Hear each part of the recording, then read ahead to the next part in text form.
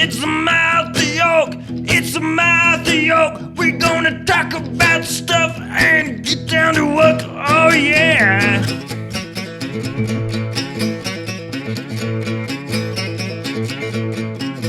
Oh yeah.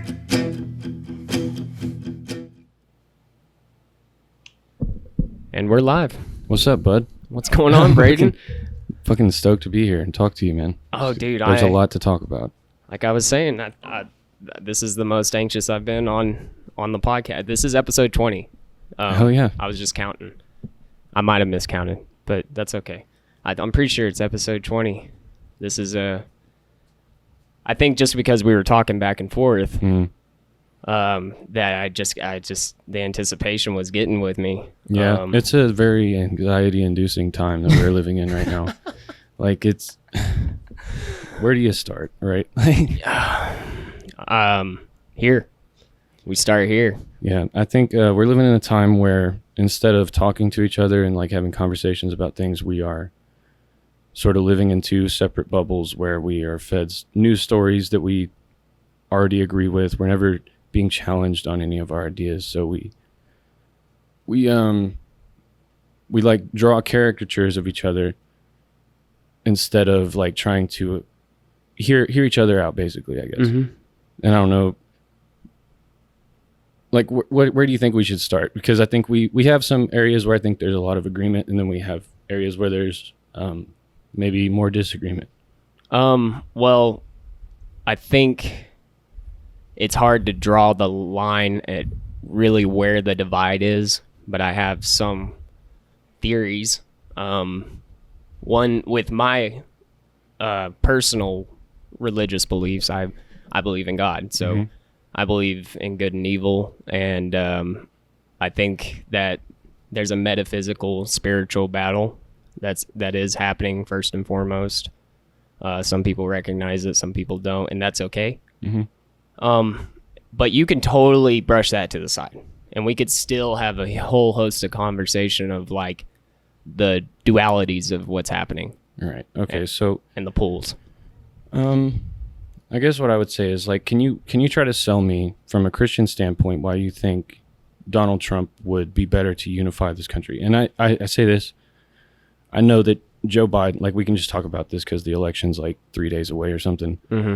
Let me be the first to tell you, I do not think Joe Biden is a person that reflects my values or the values of the majority of Americans. I think that Donald Trump, however, is even further opposed to those values, right? And I can back that up with arguments, but it's like we're being forced to choose between eating, like Nina Turner said, you can eat, and I'm sorry for my language, but No, you're good. It's like you can eat a full bowl of shit or you can eat half a bowl of shit. Yeah.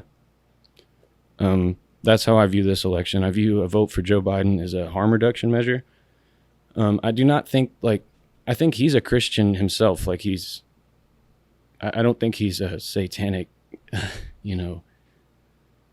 pedophile. Like, yeah, sort of how the right media will sort of say that he's if you read the QAnons and stuff, yeah, they think that he's like eating babies or something. I don't know. Yeah, but I think that's a distraction from the issue. Like, yes, he's corrupt. Yes, he's, he's got 47 years of political experience and he has like nothing to show for it. Yeah. He voted for the Iraq War. He voted for the trade deals that have destroyed our country. And it's like, I can't say that voting for him makes me feel good, but I feel like it moves us closer to the direction where I want to be, if that makes sense. That makes a lot of sense. I mean, this is the deal with individuals.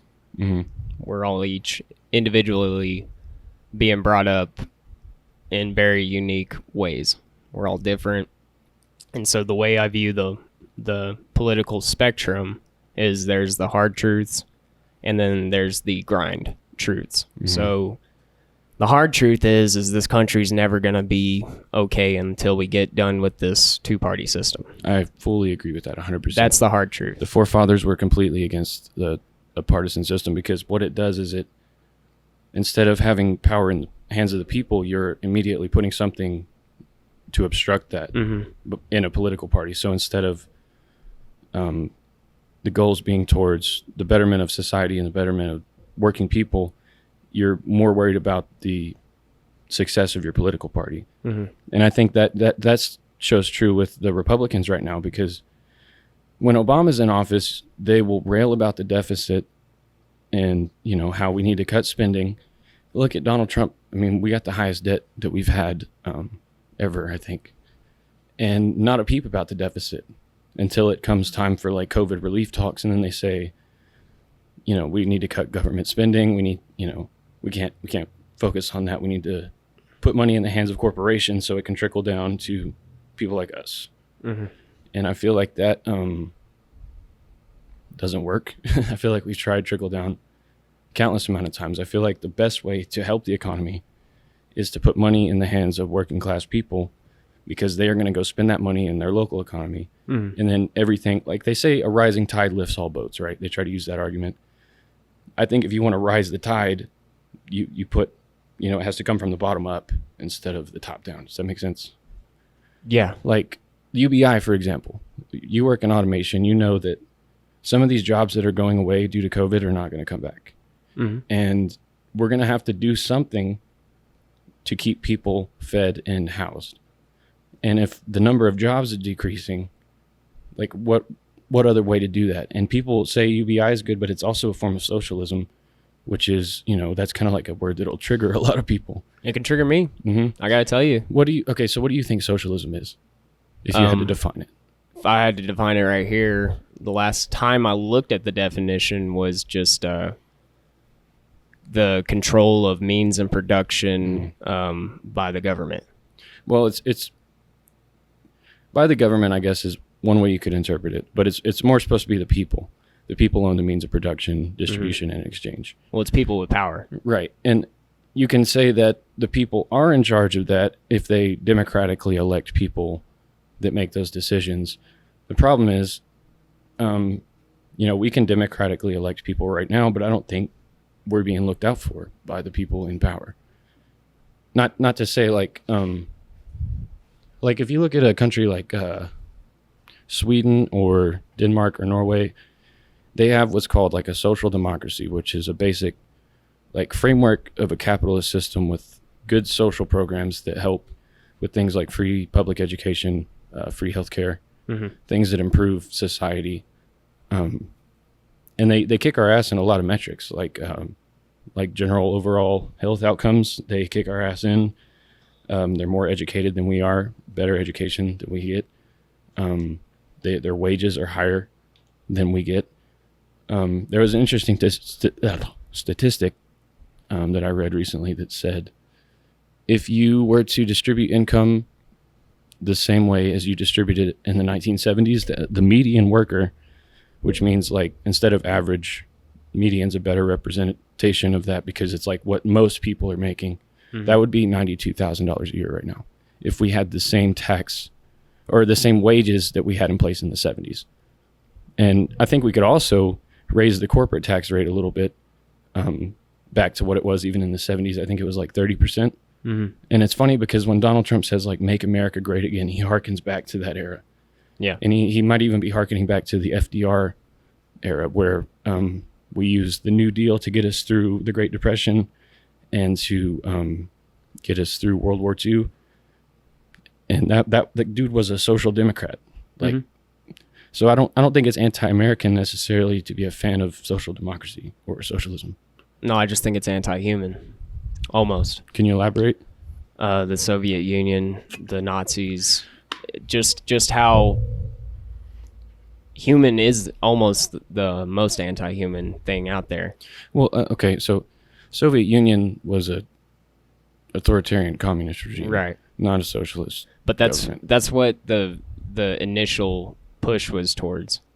Was a power to the people type of deal, Right? And yeah, and those movements can be hijacked by people. I think it always gets hijacked. I think the 19th or the 20th century showed that it always does. And that's a pretty bold statement to always say something and just to throw in the towel and say, you know, it is what it is. But that's not what I want to do. What I want to do is embolden the individual When it comes to any of this stuff, that's all I can do is Caleb York. Maybe with technology and the way internet and podcasts get and everything like that, you can, like Joe Rogan, for instance, has a huge following. He can influence a grip load of people. He can influence me when I listen. Yeah. And that can be a good and a bad thing. Right. Like recently he said something about the fires that were being started in California by Antifa people or something, which was apparently found to be untrue. Which I'm not saying like he did that intentionally or anything, but it, like we were talking about before we started. Look, it wouldn't surprise anybody either. Right. Yeah. Okay. Yeah. There are some, and we can talk about that. Like I'm not exactly a fan of political extremism or violence. Yeah. In very like specific cases, maybe, like for example in Portland when they burned down the precinct, or was that in Portland? That was in Minnesota. Oh, Minnesota. I'm sorry. George. Was it George Floyd? I'm sorry. There's like so many to keep track of. Yeah, that was George Floyd. They burnt down it was immediate too. And so like if that had been where the burning and looting is, I mean, the thing about looting is it always gets used to distract from the real problem of the issue. And like people who steal from small businesses, probably assholes, but we have to keep that in perspective with the fact that our government is essentially looting a bunch of money from us, and then they're giving the Saudis like weapons with which they're waging a genocide in Yemen. So and this is happening under a capitalist system, so I feel like that's just as anti-human in a certain way. Yeah, I mean, it seems to be maybe the most capitalist system, but we're pretty socialist as is.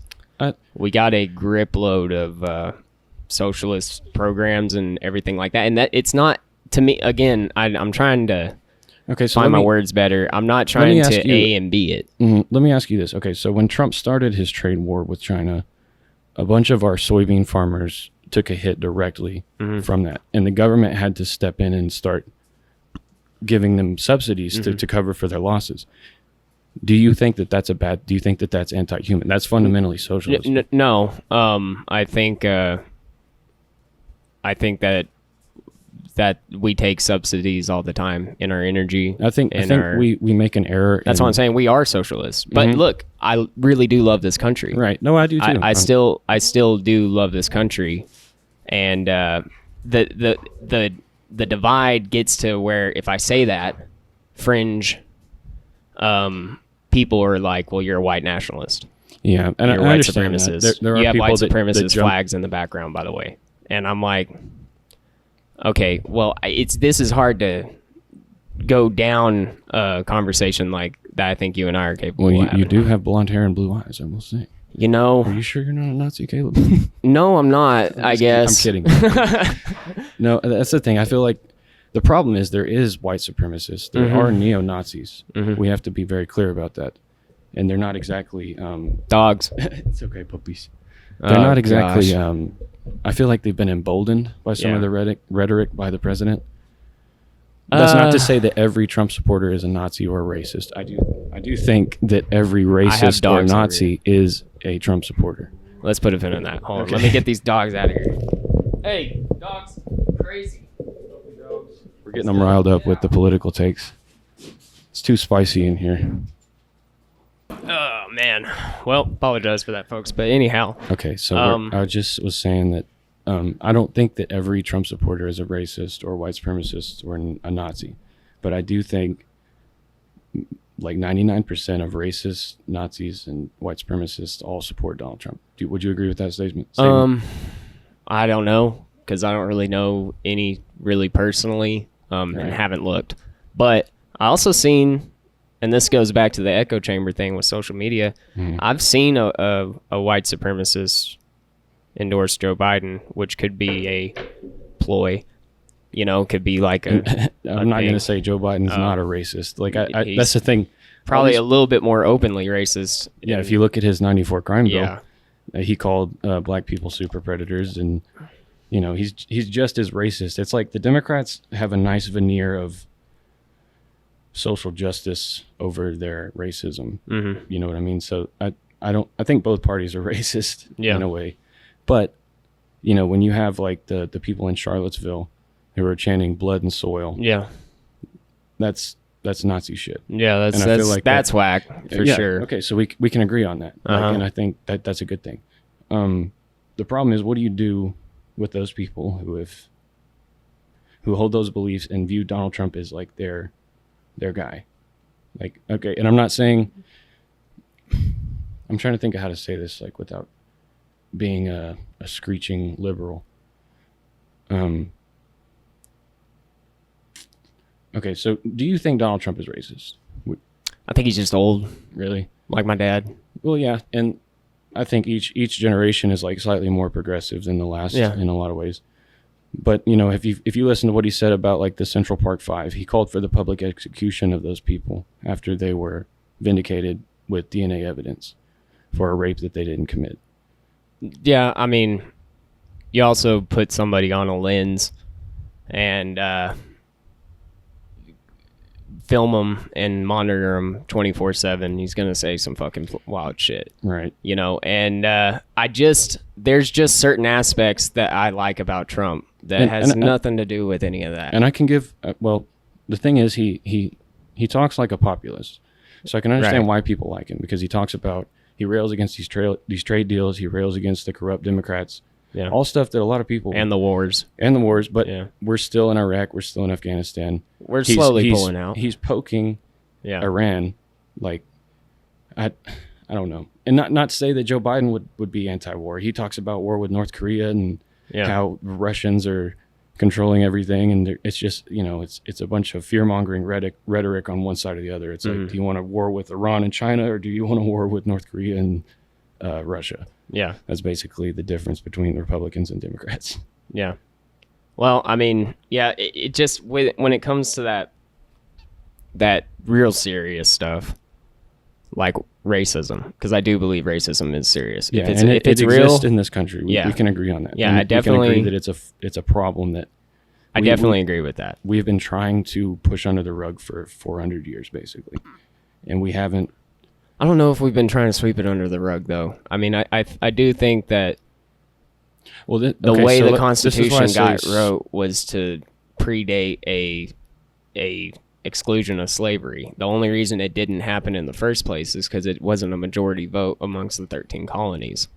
And that's how they were doing it in the beginning. They wanted a full majority. They didn't want like a 51% vote. They didn't want, and so we had a fucking huge war about it, and it took a long time. But I mean, from my understanding of world history, which is very small, right? I'm with you there. America really did set the bar to get rid of slaves. Okay. And if you're gonna, and it's not just slavery, it's racism. That's the elephant. And if you're gonna eat an elephant, you got to do it one bite at a time. And just the standard humans exist as, which is not that good. That's pretty decent. I mean, there's still slavery in Africa now. There's more slaves now than there's ever been at any time in history, which is something that's not good. No, that's pretty rough. Like, yes, the United States might have abolished slavery at a time where it was progressive. The problem is, like, for example, when you had the civil rights movement happening in the 60s, that's when you started to see a lot of these Civil War monuments being erected. Yeah. As like a fuck you. A middle finger to the face. Right. And that's elephant. That's the thing we haven't dealt with. We've been trying to sweep under the rug. Maybe sweep under the rug was like a bad way to describe it, but we haven't been willing to come to terms with it. I'll come right in the middle with you and admit that there are, mainstream conservatives that are like, systemic racism, whatever. Yeah. And I don't believe that. If you look into redlining, that's systemic racism. Is when if you look to any gun control, especially here in Texas, that's the most racist. Right wingers used to be for gun control until the Black Panthers came around. Right. And that's, I think, I'm sorry.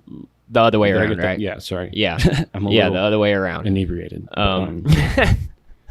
Yeah, so that just goes to show that they'll cling to guns like they cling to religion, like the Democrats cling to abortion or gay rights, when they might not even believe in those things, but it's politically expedient for them to say, like, oh, I support this cause, so I can get this half of the population to support me. Mm-hmm. And I think you see a lot of that on the right too, where they they know where to hit us, where it'll divide us, Mm-hmm. And I think that's sort of what's happening with this rhetoric about Joe Biden being a far leftist radical. That's just absurd, really, because he's a moderate Republican if you look at his record. Well, I don't think, man, again, there's the idiots and then there's people with half a brain. Most people I talk to about this and the way I kind of think about it is like, it's not really Joe Biden anybody is worried about from the right? It's the Democratic Kamala Harris. establishment. It's the Democratic establishment that twice took out Bernie when he clearly had the fucking ground. I'm a Bernie man. I'll say that right now. I know some people probably won't like me for being a Bernie supporter, but I like think you, Bradyn. He closely, he's the closest person to what I think would best represent me. Yeah, in a social democracy type of approach. And since he didn't get the shot, man, the way I just kind of see it is which project seems easier to rebuild upon. The Republicans or Democrats? Is that what you mean? Well, no. Yeah. Okay. Yeah. Since Bernie didn't get his shot right now, given our current circumstance, again, this is the grind truth. The grind truth is we got to push forward either way. Oh, yeah. Okay, so... And I'm not saying like, I'm not a Bernie or Buster in the sense that I'm going to protest, not vote. I already voted for Joe Biden. I did not feel good about it. I do not like Kamala Harris and I despise her. In fact, if you look at her record as a prosecutor, she's one of the most corrupt people. Yep. And she got no delegates and he made her VP. He picked like the whitest looking woman of color he could find because he made that little platitude statement about picking a woman of color for his VP. Mm-hmm. And then he picks Kamala Harris, who is like, she's a woman politics. of color. Yeah, they always use the ID politics whenever they can't actually reach you on substance. Yeah. Like when Kamala Harris is wearing like Chuck Taylors or Timberlands, like everybody's like, "Ooh, she's so cool." Right. But they don't ever talk about the people who she kept locked up, even though there was evidence to set them free. Right. Or they don't talk about how she had the opportunity to prosecute Steven Mnuchin, who's the current Treasury Secretary. Mm-hmm. In the 2008 financial crisis, he fucked over a lot of old people out of their homes. Mm-hmm. And her office recommended her to prosecute him, and she didn't do it. He then later donated to her campaign, like a year later. So it's a twin-headed serpent, man. Both of the sides are corrupt, and they're part of the same problem that we have to overthrow. Yeah, and we need a real democracy in this country, and we need to hold people in power accountable. And I think that's what a lot of the Black Lives Matter movement is about police officers, politicians, all these people. Yes, if you want to choose that noble job, you're going to have to be held to a higher standard, and you're going to have to be held accountable if you fuck up. Mm-hmm. Right? So I don't know. Sorry, I've been... Well, and man, it's just... also, just don't dig it. I think we should just leave it to life. I think we should be just living our lives and not looking at these glowing rectangles and get pulled into one fist of fury. And I think there's a healthy balance. Way about, like, I started off with saying I'm a Christian, but man, I'm really not into cults.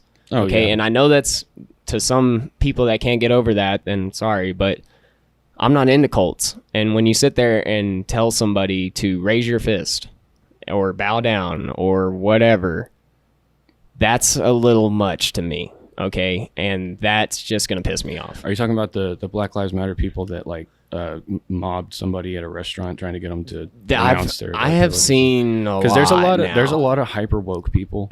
Yeah. That are doing so much to discredit that movement because I've seen washing they're feet. Virtue signaling. There's no other word for it. They want to put themselves as high on the moral ladder as possible, and they're missing the point of the movement. It's really sad because they see themselves as like these super justice warriors, and they're really just they're hurting their own cause. Yeah, I think it's a weird form of ego.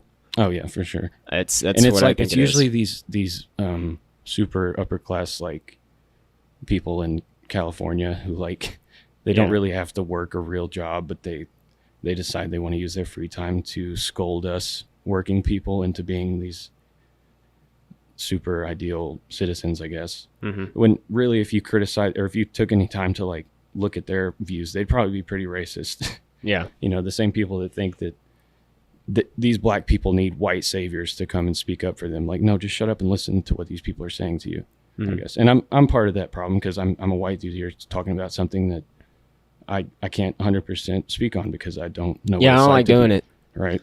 I don't like saying, well, my black friend, and even though I've done it, I don't like doing it without somebody of color being here. You know, you should really talk to Rodney Johnson. He was at the protest. Yeah, I want to get him on. He's a brilliant dude, and I think he's got a really good heart, and he's just really inspiring. I think he'd be a good guest for the podcast for sure. Yeah, and he could speak on this way better than I can, obviously. Right. But I don't know. So I know that you have some, like, you question authority, obviously. Like, you have some, I guess, past disagreements with police officers. Yeah. With the lockdown protests and stuff. So, like, what do you think we could do to keep people in those positions in check? We go back to the revolutionary times. Just everybody carrying Spirit guns. of 1776. Go back Wild West. Let's keep everybody, including our own selves, in check. And, let's tar and feather these assholes. Oh, dude, I'm with you. You don't die. I researched it. You don't die. You can't. You die if you dunk their head in. Yeah. No, that's not what I mean. Well, just your whole body in town square. I'll get put on a list. I don't give a fuck. I think we should start hanging these corrupt politicians. I don't give a fuck what party they're in. If you sell out the American people, you deserve to be charged with treason. And if it were up to me, you would fucking hang publicly. Yeah. That's the way I feel about it. Yeah. I know that's probably a spicy take, but no, you know what? I said that about the officers, the Derek Chauvin especially. That's kind of how I felt about it. That was clear, blown. I mean, fully bad. That's just one instance of it.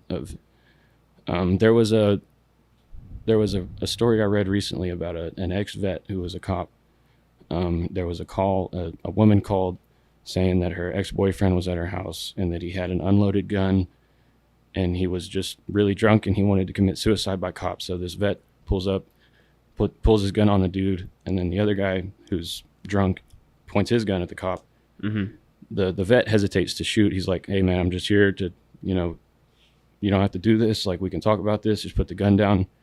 And so he's talking to the guy. They're still pointing guns at each other.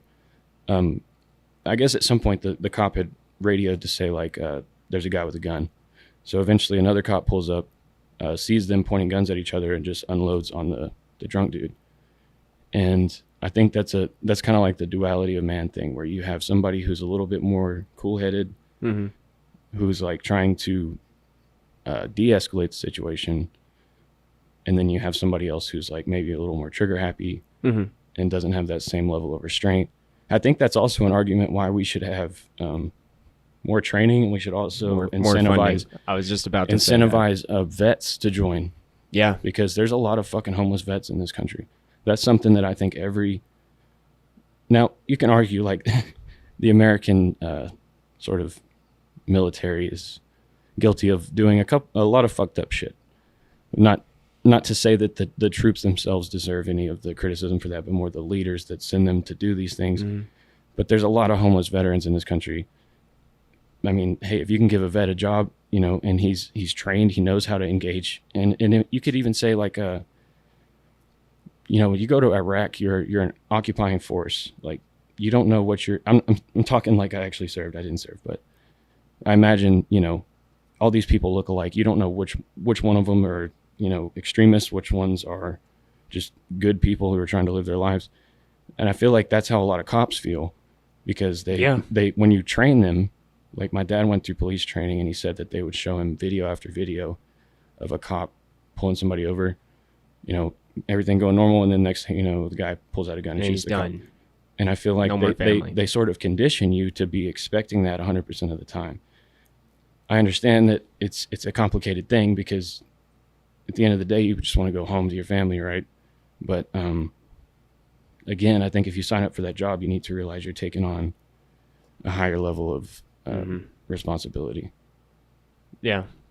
Well, I mean, they do the same thing in military training. There is a conditioning, and for sure. they do way more training in the military. Yeah. Whereas cops spend like, Well, that's Jocko Willink, I know you like Yep. him. He talked about how cops need to be spending like, I don't remember, 60% of their time training or Oh, yeah. something. And I agree with that. Yeah, I agree I'm with that fine. wholeheartedly. I'm look, man. I obviously abolishing the police might be a bad idea in especially big cities. I don't But don't know how I feel about abolishing. I'm ready. Either way, if you really ask me, again, I'm on the we could fence, go really. wild west all the way with just one sheriff that we elect. And see, that's the thing is we can pull that sheriff out. And what's scary is nobody gave a shit about that. When you say like nobody gave a shit, what do you mean? I mean, the only people that gave a shit were people from out of town and the bar owner and the gym owner. The people who actually deal with the oppression. Yeah. And you could say, I keep trying to tie this back to Black Lives Matter for some reason, but you could say like that's how a lot of black people feel Yeah. in this country is, because we don't experience the same. Yeah. I things just that think they Black do. Lives Matter got hijacked.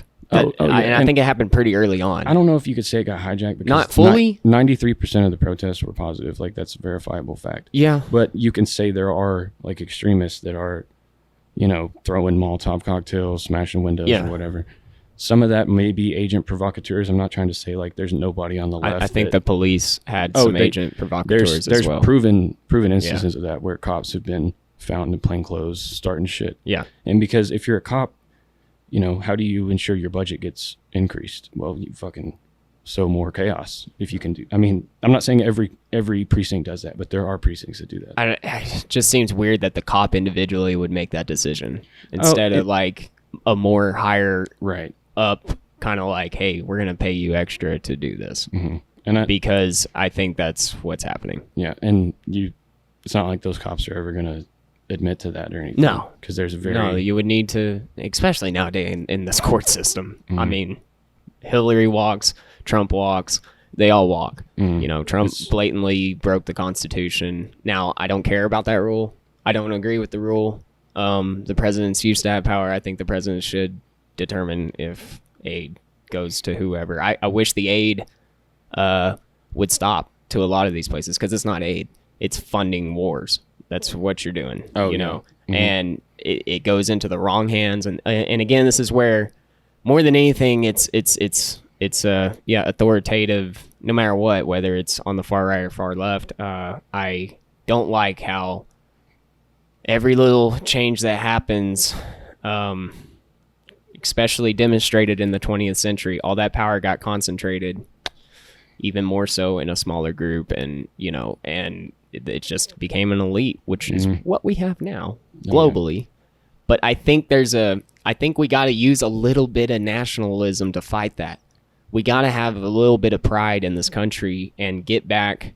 When I hear "Make America Great Again," I don't care what Trump means. It to me, I dig the let's be fucking proud of this place. And let's clean up your shit. That I'm not proud of this country. There are things about this country of course I think are fantastic. Yeah, Freedom I would of not. Speech. Yeah. We can sit here and call the president a fat dickwad if we want to, and we don't get that. locked We up. can. There are people in Belarus right now that are fighting for the actual freedom of speech. That are being tortured by, I guess, whatever Gestapo that they have over there. Like people are protesting and being kidnapped, and you've got people being kidnapped here too. Like, I think if you're arrested for something, you should at least be.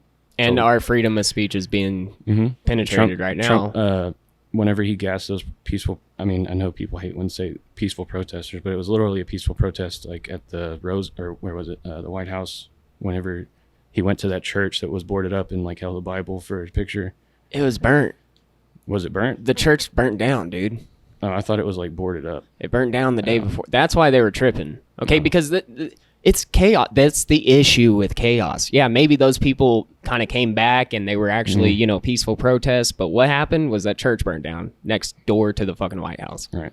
And Trump had to get his fucking photo op. Right. Right. Yeah, that's the part where people start to call him. As a Christian, I'm pretty disgusted with that. Let me just say. And I can right off understand the that, rip. and I respect that, and I'm glad that you can at least acknowledge that, because there's a lot of people that can't even do that, that think that he was, Yeah, and unfortunately, Bradyn, the far left has just shown me worse than that. And so, unfortunately, Trump is going to get my vote. for this year. I didn't vote for him in 2016. Again, I had the same stance. It seems like most of these are always rigged. It seems like this two-party system wasn't at all American in the first place, and it seems like this is all bullshit. It is bullshit. It's hijacked by the corporations, because that's who wins at the end of the day. Whether it's Joe Biden or Donald Trump, the elite are going to keep getting richer. Like, I don't remember the exact number, but during this pandemic, the richest people in the world have gotten trillions of dollars richer.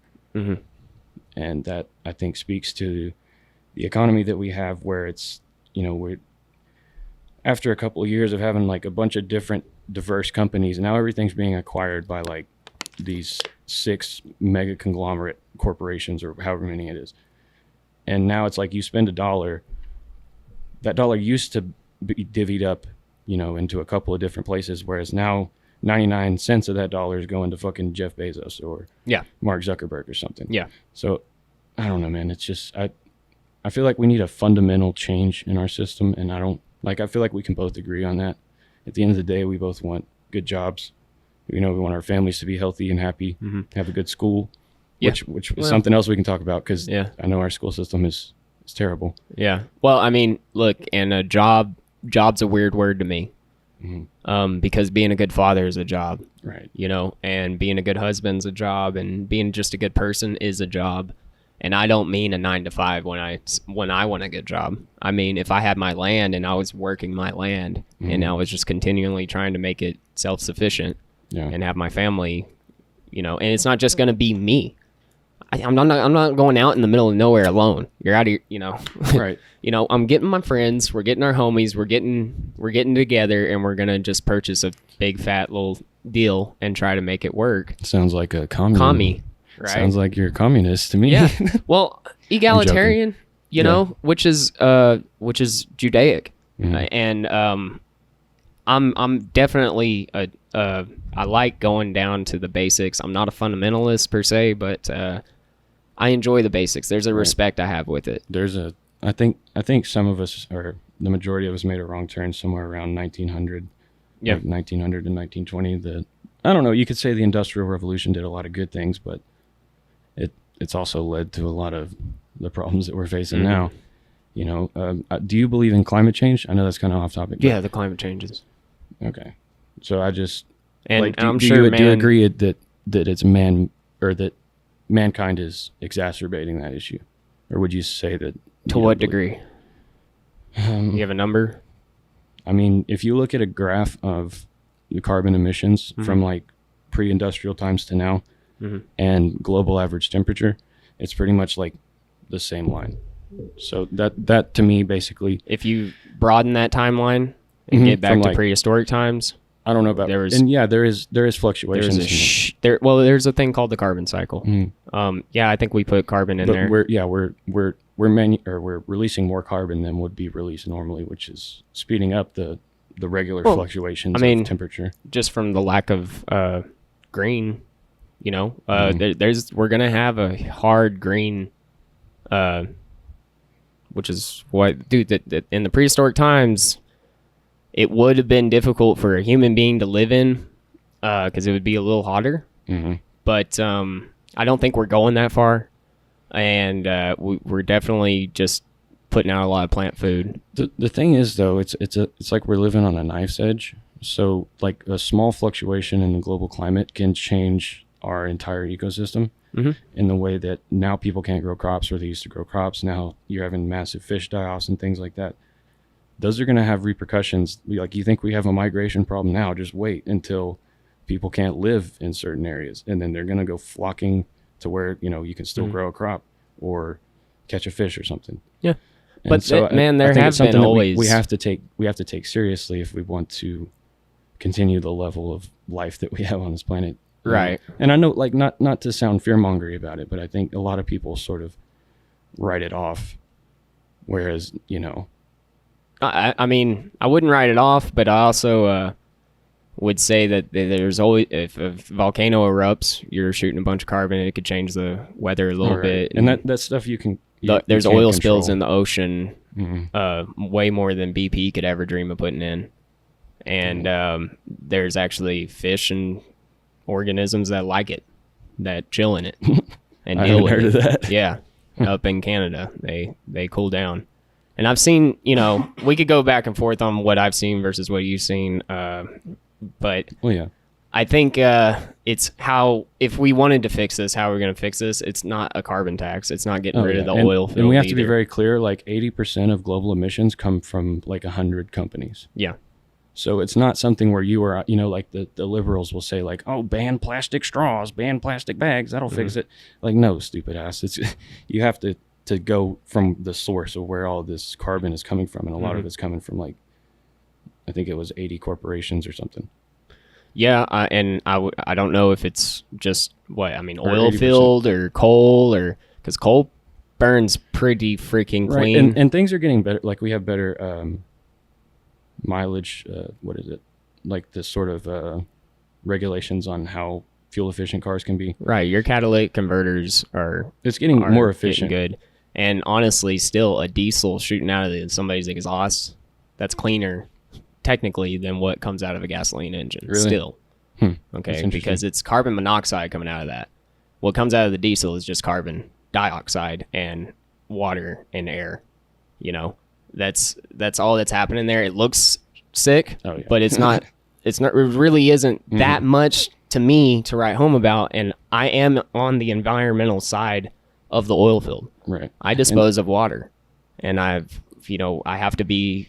have to have a hard engineer mindset on how to do that the most safest and efficient and best way. And there are gurus way smarter than me, and we're constantly changing. I mean, the gas plants here in Texas, all the new ones that have been built are zero emissions because there's a feedback loop now.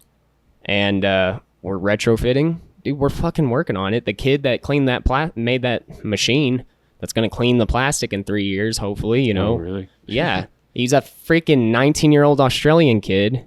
Or he might have been from here. And he made this device that, dude, if they're going to upsize it, they're going to put 3 and where these plastic circles are at. And the boat thing that just eats garbage. Yeah. That's fucking awesome. Yeah. I just saw a guy from Hungary who designed these solar panels that are made out of, or I can't remember what percentage of them, but they're made out of recycled plastic for the most part. And they're just like, you put them on the ground and I think he had like a 10 by 10 or maybe 8 by 8 square of them. Yeah. And it was enough to power or like charge a car, an electrical car, and run lights in the house and stuff. So we're making strides. And I think where a lot of people go wrong is to think that we can just flip a switch and get off of oil, because the thing is, like, you still need oil in some point of the equation to get from solar energy to like power. It's just, we have to sort of consolidate where we're using those types of non-renewable energies. And I'm not really into solar being that environmentally friendly either. The panels are made of minerals that you have to mine.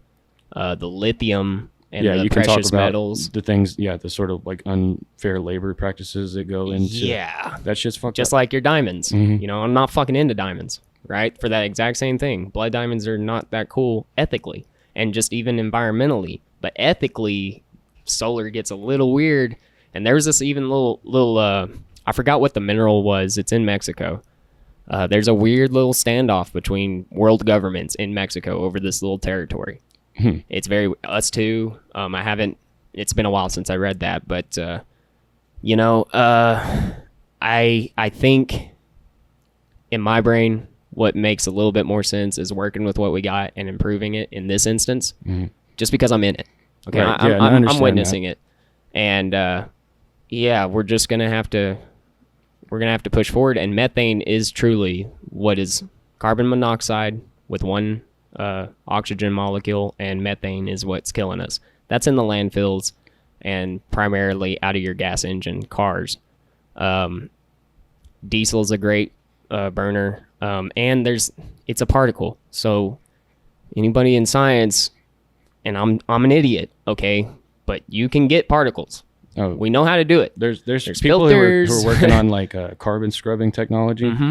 which I think that would be good, because then you can let whoever wants to drive the big diesel truck or the Hummer or whatever, you're free to do that, I guess. Yeah. And whoever wants to drive an electric car, like, you're free to do.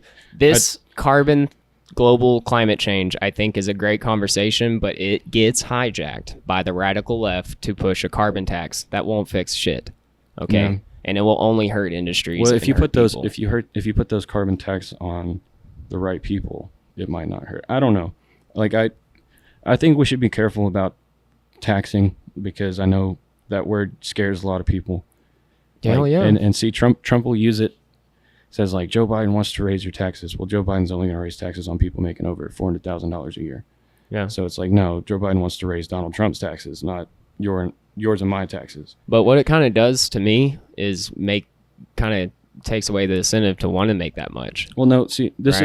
is the misconception, right? So you can take, and I'm not saying that we should do this, but this is just to illustrate a point. Okay. If you take the richest 600 Americans, cut their income in half, they're still the 600 richest Americans. That's how big the disparity is. That's pretty rough. Now, it just seems, I just want to know more. I'm not doubting that. I believe that. And I'm But not. like, I'm not are saying, we talking about assets and just what he has on hand, or are we talking about like the companies that they're worth? You know? I know it's 600 wealthiest individuals. I'm assuming it's based off their net worth, so assets and. I mean, you it's know, obviously. cash. It's obviously what they have too. I mean, because these are the types of people that can snap their fingers and probably have somebody's head chopped off right in front of them, no problem. If they wanted to, right? They have enough money. Right. Yeah, They can keep it anything's secret. possible. Oh yeah, like Jeffrey Epstein and all that shit. Yeah, that's weird, and that's an issue. I don't like that we're not talking about that anymore. It seems like that's know. Well, we like talked about it for a good 5 minutes. Ghislaine Maxwell is still alive. So Yeah. there's that. Which, I mean, again, another reason why I kind of lean on Trump's direction is because I kind of feel him. He has been a lot more few things. transparent. He's with some things in the government, weirdly like alien transparent. shit. There's been a lot more alien shit, And this the is- Saudi Arabian shit. He openly says it. I know it's not good. The thing is, though, but he does openly say it. he's taking money from the Saudis at his Washington hotel. He took like $300,000, and then Oh, I thought you meant the weapons thing, or that's what I meant. Oh, Like, yeah. he openly said it. oh yeah, He's like, yeah, this is what we're okay, doing. so he says the quiet part out loud is what you Yeah, like about him. and- so even though you don't agree with him, you at least No. like that he's like That's the difference of a politician and Donald Trump, and that's why you got I can elected. understand that because he doesn't understand that there's certain things that you're supposed to, you know. Yeah. So Like- I can understand A liking bull him in a for that. china shop, and there's what we needed. That away, you know, the Democratic Party fucked up. Okay, They did. okay, so that's just the issue there. They're trying to shove Joe Biden down our fucking throats and Kamala Harris. Watch, Joe Biden's going to get inaugurated and they're going to be like, Joe Biden actually died in 2017. We just reanimated his corpse to get Kamala Harris into the White House. Yeah, no, Because he's if you look at like the 2020 Democratic primary, or I guess it happened in 2019, but the field was so spread. Like the establishment was just pumping out candidates like anybody but Bernie, please. Like pick Pete Buttigieg or pick Amy Klobuchar, but please don't pick Bernie. It's funny, like the levels that they're willing to go to actually stop people from being represented. And I feel like that. How do we form a government that does that? Or do you just say I can't do anything about it? I'm going to work hard and live the best life I can. Because I feel like that's the major dilemma that a lot of people face is like, I just want to take care of my family. And yes, that sucks that people are being marginalized and the system is fucking them over. But at the end of the day, like I got to work my job. I got to feed my kids. I don't got time to worry about that shit. Like I can understand not wanting to think about it. I just personally, it pisses me off that this system is so numbing. broken. It's just so broken fundamentally and rotten. It's like, what do you do? You can vote, but look at you got your chances of voting for. Yeah. I don't feel like my voice is being heard, in that respect. Well, maybe now's the time. Yeah. You know, Just rant into a microphone. Right. And I just I don't want to give anybody that power. So that's why I kind of just refuse attitude-wise to have maybe the latter of what you said. I'm just going to go to work and because it may be blind, but I don't think so too much. I just think that I'm not going to give Donald Trump that power over me. I'm not going to give Biden. I'm not going to give that glowing rectangle. I'm not going to give anybody that power over me. I understand. Like you talk about the like everybody looking at screens and shit. I think that's an important point. But I also think there's a good thing that comes from the internet in that you can become informed. The problem is like good information is so hard to find nowadays because you're either going to get Democratic Party cheerleading or you're either going to get Republican Party cheerleading, and there's very, very little like actual objective coverage. So I don't know. I guess. Do you listen to Tim Pool? You heard of him? I don't like Tim Pool, man. He's kind of he's a grifter in my opinion. You think? I think so. Just because he I just like he skates. Well, yeah, he does skate. He's got like a little underground skate park, and I'm sure like I could find somewhere I agree with him on. I just he makes my grifter alarm go off. Something about him. That's I don't know. Yeah, It's sort of I like think Dave recently Rubin and those types of people. They just don't. I feel like dude, Dave Rubin's harmless. Really? He was arguing for privatizing the roads, or what was he trying to say on Joe Rogan? He said like we should privatize everything. And that I don't understand. Like we can disagree on it, but I don't understand. I think the government can do some things, not all things. Like I'm not saying that we do privatize roads. There's so many toll roads here in Texas that it's insane to think about. It's gonna grow to where there's more toll roads, especially in Dallas. Yeah. And so what the hell's that about? Right? Yeah. And this is my problem with maybe pushing a socialist agenda. Look, I'm with Black Lives Matter on a lot of the oppression. And I think systemically, looking at the welfare state, which is socialism, that was fucked up. Incentivizing the men to be away from the family. I mean, it just always seems like, okay, yeah, we're gonna hook you guys up, I'll give you a check, but here's the catch, right. And oh fuck, that's so disgusting to think about to me. It is, and they take advantage of Black and Mexican voters. Yeah, a lot of the times because they know like they can tell them these flowery things, like how I used to admire Obama. Because I listened to him spoke and I was like, wow, this guy's good. He's what he's talking about. And then you realize like what he did in 2008, he bailed out everybody that was responsible for the crash, or the taxpayers bailed out everybody responsible for the crash. And then those executives got bonuses at the end of the year while working Americans were kicked out of their houses. So, and every president does shit like that. Right. Because to get back to what I was talking to about the screens, I feel like we need to be informed better. And I don't want us to be looking at our screens all day, but I just want to be able to have a media system we can trust where you can read, for 5 minutes and be informed on like real shit instead of getting a hyper partisan view of the world. Have you heard that like all the mainstream media is owned by like six? It's Fox and MSNBC, like they're all owned by the same class of people. They're wildly different rhetoric on each channel, but and I hate mainstream media just as much as any Trump supporter. Like, I understand that they don't give an honest view of both viewpoints. We took everything's like. I heard this one guy saying that they took the wanted ads basically out, and that's kind of what did it. Because a lot of people would go to the newspaper and go to things like that, and I had to fill that space with something. Yeah, so that it's clicks now, and it's friend shit now, and it's piss them off now with your headlines. And that's how you get them to keep coming back and clicking, is to feed them shit that is going to like trigger them. And I thought Tucker was going to get off that shit. It looked like he was about to, and it just... He makes too much money. He's so fucking good. You know how much money Rachel Maddow makes a day? I don't want to know. 30,000. Really? You want to know how much half of Americans make less than? 30,000. She gets paid $30,000 a day to sit there and bitch about Russiagate and all this nonsense when there's real things she could be talking about. Like the Democrats tried to impeach Trump on the Ukraine deal or whatever.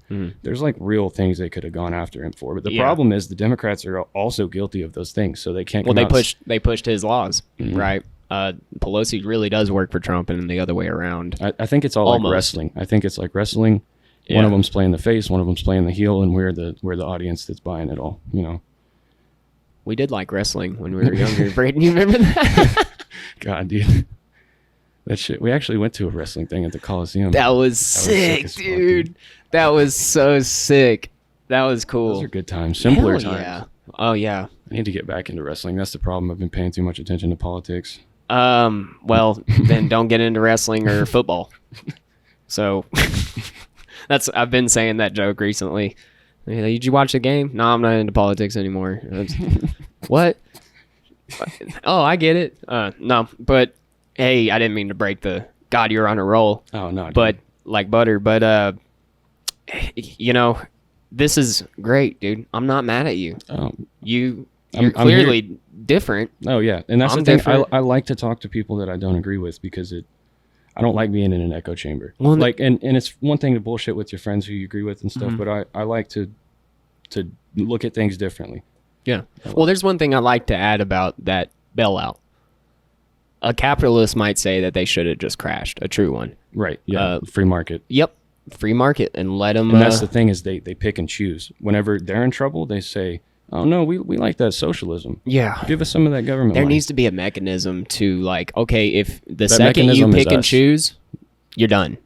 Yeah. You're the correct, mechanism is man. us. We got to start holding these motherfuckers accountable. Yeah. And if it doesn't work, as Malcolm X famously said, it's the ballot or the bullet, which is a spicy thing to say, but we've been getting shit on by these people for a long time, and I don't know how much longer. Like I'm not, like I said, I don't necessarily believe in political extremism, but I can't say that for everybody. And if you don't listen to what these people are saying, eventually they're gonna get fed up and guillotines are gonna come out.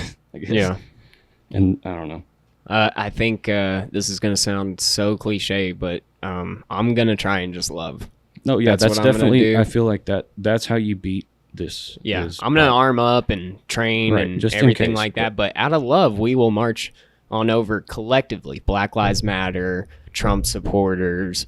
I'm telling you, I think that's, what I'm going to say the name, Alex Jones kind of gets on. Okay.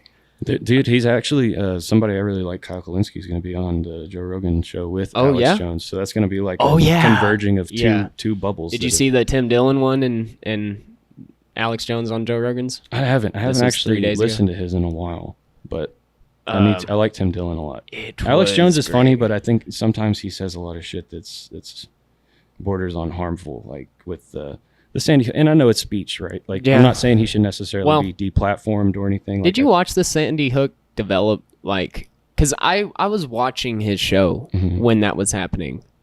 What I believe that has happened with Alex a little while back is he got infiltrated. Like I think his InfoWars studio is infiltrated. I think he knows, and the audience was calling in about all this. And then all of a sudden these documents were popping in and out and he was getting sent this and that. And, he just, as a conspiracy theorist, and that's the issue. I'm not saying everything Alex says is right, by yeah. any means necessary. And hardly anybody says everything right. Right. But, you've been lied to so much. And I know that's an excuse, but damn it, man. I can understand. Right? Like- we have no faith in our institutions, so we turn to people in some cases like Alec Jones, Yeah. who you want to. That's why, like, as much as I sometimes will make fun of like people who believe in QAnon and stuff, I realize that their concern is placed in a good spot because There is a weird they're child hearing, thing yeah, happening. there is, like with Jeffrey Yeah. Epstein. Now, is it a satanic pedophile ring? I think metaphysically. Yeah, I think what and these people drives it- represent evil. Definitely, you can say that. Yeah. I think a lot of people are being manipulated into thinking, like, following the QAnon shit as like a, hey, look over here. Mm-hmm. That to me, that's, I don't know. You can Alex tell me what you says think. QAnon got taken over. And they, I don't know if it's I'm true not or into not, it. but yeah. That's really not my thing. And then I don't want to, because I understand why people get into it because they have no faith in the system to tell them the truth. So they go looking for information and then they hear some crazy shit like this and they're like, what? You're eating babies and drinking blood? So I get it, but you also have to be you have to have a healthy amount of skepticism, I think, with some of those things. Yeah, just ration. Yeah. Definitely. No, that gets highlighted, and I think And it's it gets just a used little like small. it's Russiagate for Yeah. right wingers, basically. Yeah. It's Yeah. something to distract from. And it's just so failings of your weird. own. Like, if I'm sitting here talking about guns, all of a sudden I'm right wing. Yeah, and I'm like, that's- I don't understand that. That doesn't seem right. there's right? a lot of lefties that, like, I understand the liberals you're talking about that have that view of guns. Like, Yeah. oh my God, a gun? Yeah. What are you, a racist? No, my Like, gun's black. there's a lot more lefties that are pro Second Amendment than get talked Yeah. about. That it's sort of that thing I was talking about. I would at the beginning, hope. where you get. I don't know if you listen to Ben Shapiro, but like one of his tactics is he'll build a caricature up of like the pink-haired college liberal who's very idealistic, maybe not as educated on the issues, to form this straw man argument so that he can go, you shut up, stupid liberal. But that's a very small portion, a very loud portion, but a very small portion of like the left, really. So it's just, I don't know. And I wish we would stop looking at the field as sort of like a left and right and start looking at it from a top down. Or just American. If Yeah. we're going to Well, talk yeah, about that too. And, politics, yeah, could we just don't necessarily be have to American. have an us versus them, but if we're going to have an us versus them, we need to make sure It's us up. It's versus not, them. Yeah, not yeah. out. Because that's how they keep control, is they turn the working class against itself, and then they 100% run out the agree. back door with all the money. Yeah, I'm all in, dude. Divide and conquer. This is something that's just gonna have to be pressed. I'm not letting go of it. It's pretty rough, man. Now you know what it feels like, I guess. But we're unique that we're in the modern century, right? That it's psychological warfare now. Oh yeah. But Information at a warfare. a way gnarlier degree. And no, I mean, I'm just hoping and praying through love and just rationality and conversation. I think that'll be the way we take. We'll end up ultimately. maybe looking like Black Lives Matter or whatever fucking fringe way, or I didn't mean to really categorize them as fringe, but even the fringe side. But like, we're gonna end up all being like, I don't care, let's go. We're all gonna go. Right. And that's you why we were need to have seeing that. discussions like this, because if you just watch Fox News, you think Black Lives Matter is a Marxist and organization, when really it's just about people wanting basic civil rights, Right. wanting to be able to exist without being shot by police officers. And then they'll point to crime statistics. And the important part about that to keep in perspective is when you have high levels of income inequality, you have more crime. When that's reduced, people aren't trying to steal to get fed because there are good jobs where they make a living wage. Right now, we don't live at a living wage. Like our GDP has been, if you put it on a graph, it's like as where wages have been just at a snail's pace crawling up.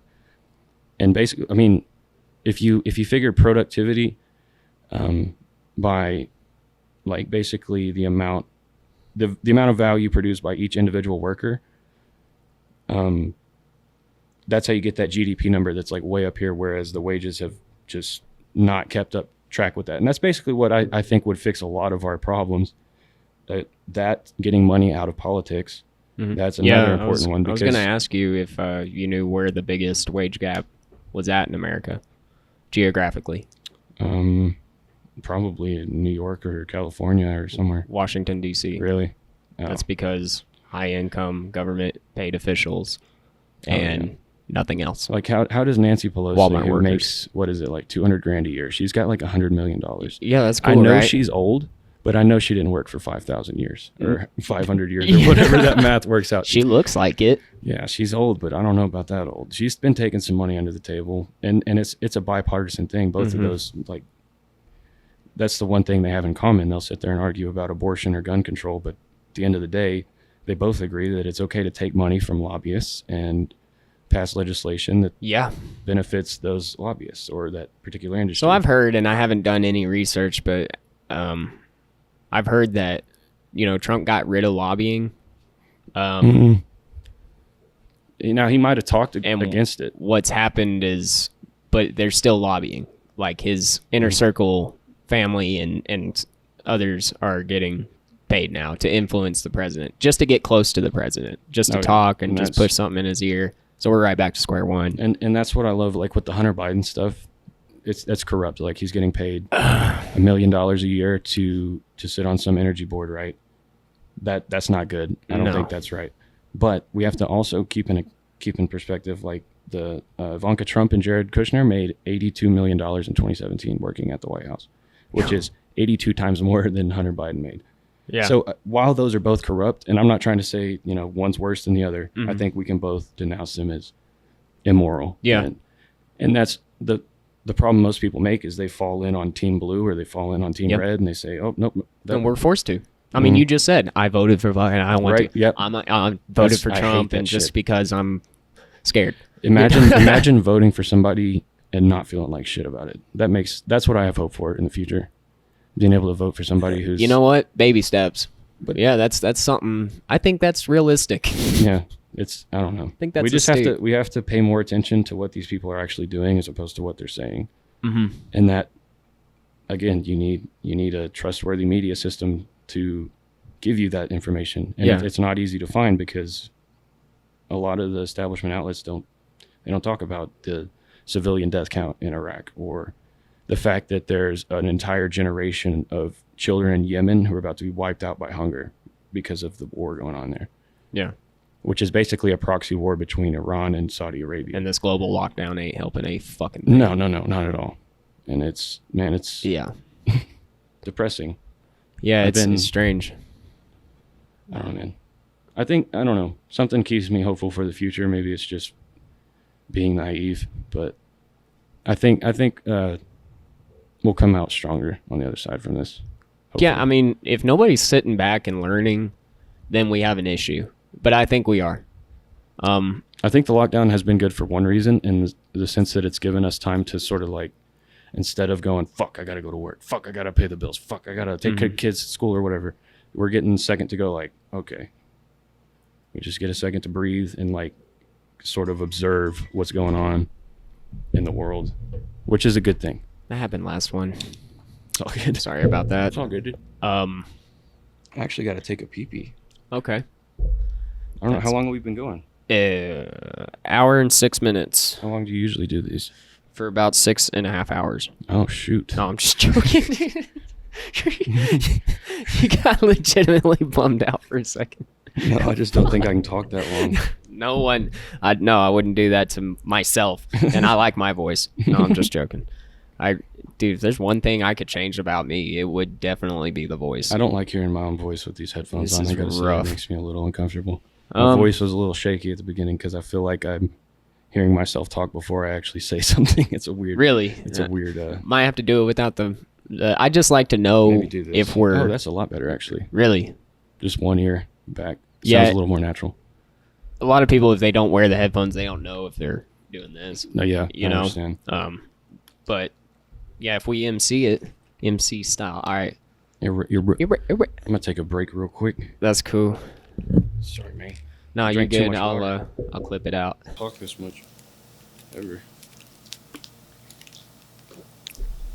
You haven't talked this much in a long time, huh? No, I'm a pretty quiet dude normally. Yeah, you are. You I always usually kinda been just it. like at work, I put my headphones in and I just zone out for 8 hours. Really? I pretty much work by myself, so very few like times I have to answer a phone or talk to anybody, which is pretty cool for me. I like that. I'm not as much a social creature. Yeah. I think I've just been forced to at a young age. Right. And I've had jobs like that before, like where I've had to have a lot of interaction with people, but I work best when I can just fucking get in my flow state and like zone out, I guess. It's a good thing about the oil field. You're out there and you better know what you're doing. That's all I gotta say. So how long have you been working at that automation company? Well, I've bounced around, settled in at this. I'd rather not say any company names. Okay. But I settled at this one, good one, and decent. Decent. Of course, COVID has made everything pretty rough, and it's definitely hurt the oil industry pretty bad, man. If nobody's doing stuff, then.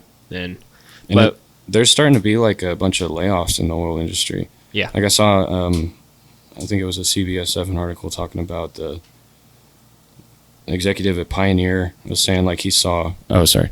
Yeah. He was saying they might see like tens of thousands of jobs laid off. So I don't know if we'll ever see an era like 2014 or 2016 where we were at like peak oil, which is weird to say. Like if you actually look at a graph of like the price of oil, and which basically is a metric for how well the oil industry is doing, it was at its peak under Obama, which is a funny thing that I didn't even realize. It was like 2016, I think, or 2014 maybe, when it was like we had the most oil and gas jobs here. Yeah. Which, you know, not to say that that's just something I think you could argue for, like why Joe Biden wouldn't be a radically left president. He's not going to ban fracking, I think, except for on like federal land. Well, he did say he was going to phase out oil within 4 years. And I think which will ban fracking. That'll start to happen Well, not ban, but you know. As we start to lose demand for oil, because I think that's going to naturally start to happen as electric becomes cheaper.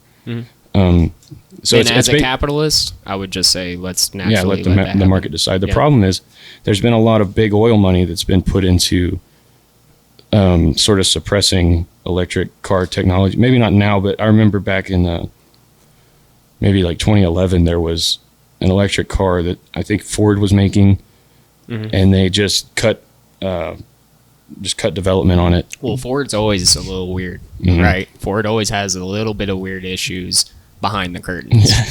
Man, I'm sure, but also the oil industries are the ones that own and fund and build and are the best at renewable energy as well. Chevron. And that's what Shell. I think, I hope they get on, because like if they realize we're on the verge of a new industrial revolution in the sense of we're going to start shifting away from oil, whether that happens in 4 years or 12 years, eventually it's going to happen just because it becomes like coal, less efficient, less, more cost or less cost efficient, I guess would be the best way to say it.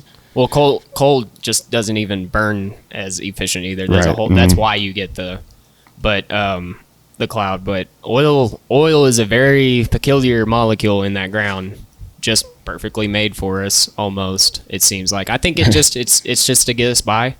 You know, I think if I were to look at it, in a Christian standpoint, I think God probably just did that perfectly and was like, all right, you guys get by for a bit. Or was it a test from God to see, like, hey, you guys going to figure this out, or are you going to cook yourselves alive? Well, maybe. I don't know. I'm not going to throw that off the table for sure. He does have a weird sense of humor. I can tell you that much.